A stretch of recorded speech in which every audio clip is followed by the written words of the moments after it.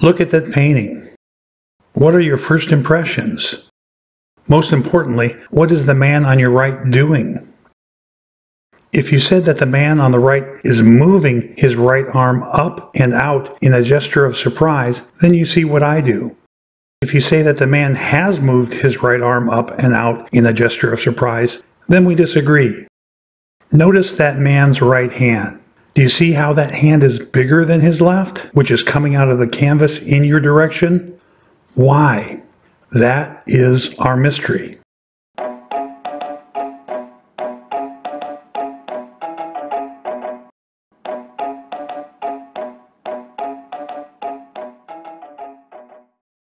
I believe that the artist, Caravaggio, attempted to paint actual movement.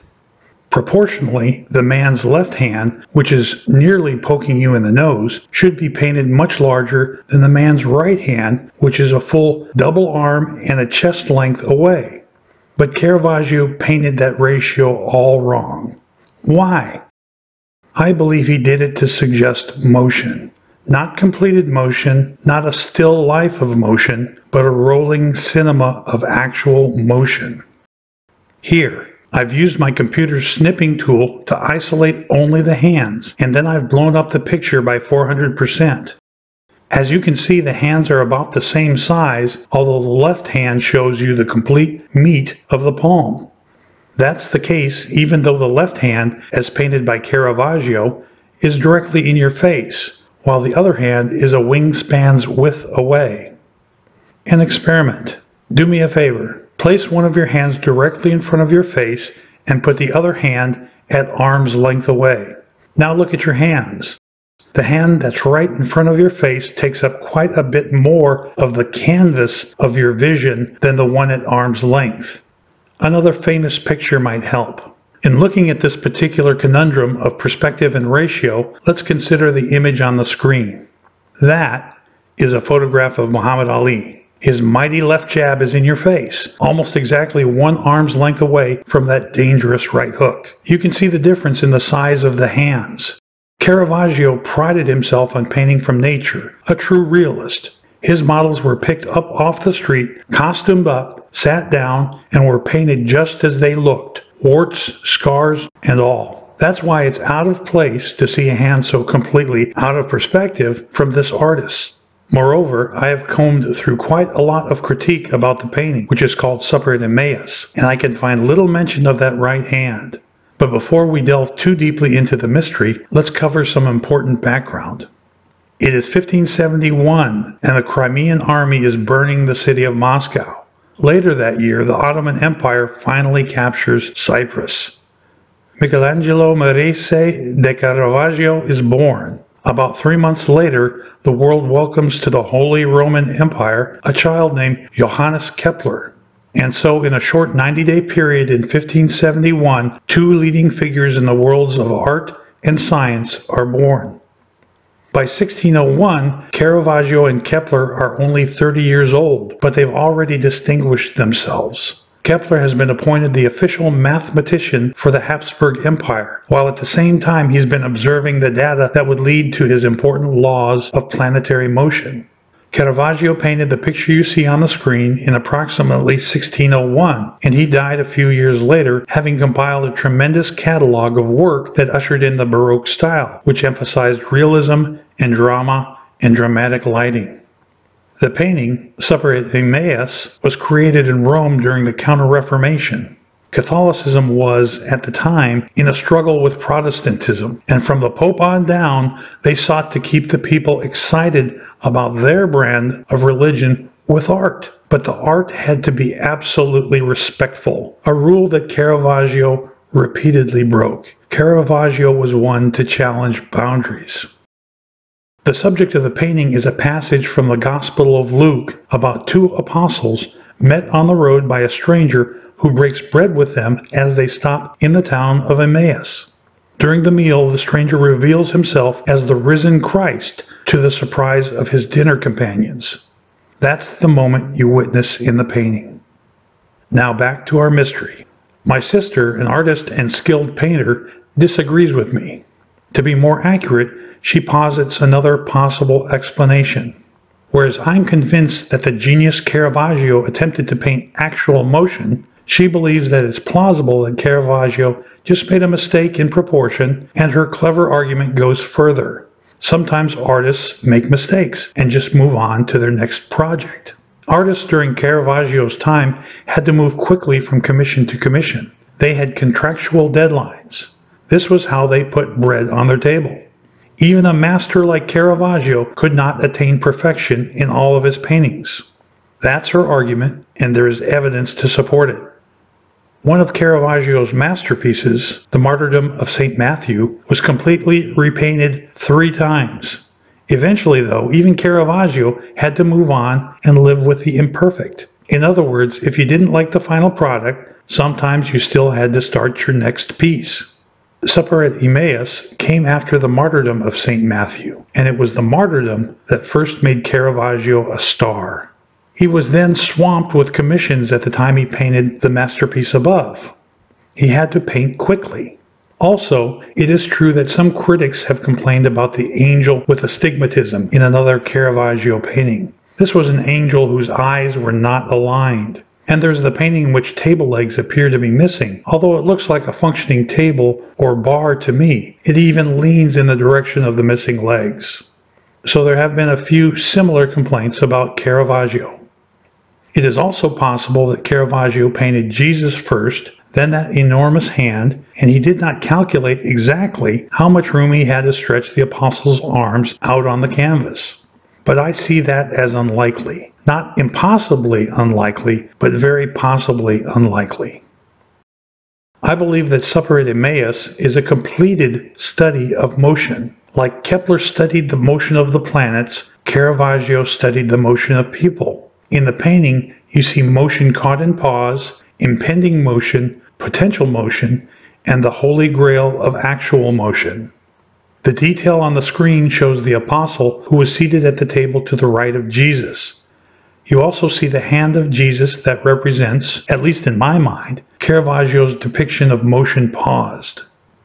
The hand of Jesus is usually not held at that angle, so it was moved there. There's no indication if it will stay there for long or be withdrawn. It is motion caught in pause. The detail on the screen also depicts impending motion. The apostle is about to rise from his chair and probably knock into the table in his surprise. It could be that he'll stay seated and just lean further in. In either case, he's going somewhere and somewhere fast, and when he does, he's likely to bang into that table. Now, the motion of banging into the table will set into play the potential motion that is depicted in the detail that is now on the screen. As you can see, Caravaggio had a playful sense of humor. He showed potential motion coming from a still life. The basket of fruit is hanging precipitously over the edge of the table. One knock on the table by the apostle on the left, and it will fall over onto the floor. The master has presented a scene in a painting that is still unfolding in terms of motion. There's motion caught in place, impending motion, and potential motion. You can see why others have called Caravaggio the first cinematic painter. It is only natural that he would include actual motion in his study. Another clue is that the hand is not only huge, but a little blurry, especially when you first see the painting. The indistinctness suggests motion. You can argue that this is just Caravaggio's experimentation with chiaroscuro, and that is a good, credible argument. However, as you can see in the detail above, Caravaggio was into realism. He may have been the best ever at realistic painting. Nothing was blurry or indistinct on a Caravaggio canvas unless he wanted it that way. You can't really tell in the detail of the still life, but in the original hanging in London's National Gallery, you can see each dimple on the cooked fowl from which feathers were plucked. The wormholes in the fruit and the diseases apparent in the leaves were done so well that knowledgeable professionals have described, using their scientific names, which worms or pests or diseases caused those marks. In other words, he was accomplished at realism, at painting what he saw. Caravaggio did take time to alter the painting, but not the hand. The owner of the painting, the National Gallery in London, looked at it with X-rays and other imaging devices. they discovered that Caravaggio had made an alteration to the painting, and that alteration dealt with our friend, the apostle on the right. But what Caravaggio did was to tighten up the man's breeches and change their color. So Caravaggio did not retouch the same man's massive hand. He was satisfied with that hand. Did the artist fail to notice that his model had gigantism of one appendage, or that his model had been bitten by a poisonous spider on the right hand the morning of the first sitting? I don't think so. I'm acquainted with foreshortening in paintings. Caravaggio appears to use it for the fingers of the left hand that are moving into our space. I'm not acquainted with a painterly technique involving aft enlargening or rear embiggening. Actual movement in paintings by Caravaggio. Caravaggio's fascination with depicting movement can be seen in other works, including his paintings of Medusa, David with the head of Goliath, and Judith beheading Holofernes. In these instances, the movement is blood draining from a severed head. This is motion that is currently happening but is caught in place, a snapshot. A survey of older, ancient Greek and Roman artwork depicting Medusa shows no artist willing to depict this glory detail. Caravaggio was audacious enough to dare to do so. Another painting by Caravaggio that was full of movement was the Conversion on the Way to Damascus. This shows, as dramatically as possible, the aftermath of the sudden and miraculous appearance of Jesus before the Apostle Paul. Caravaggio also depicted great melees in a few of his paintings, where a number of figures are caught in the midst of movement. Unlike the usual static images of art before his time, Caravaggio depicted movement. He loved it. Another way to look at it. The modern way to picture what Caravaggio did is to imagine a film of a hand in motion. When you run it at regular speed, the hand is a little blurry. But if you were to stop the film and then cut out a frame and then superimpose it over the next frame and then the next, what you would have would look like a bigger, thicker, slightly blurry hand.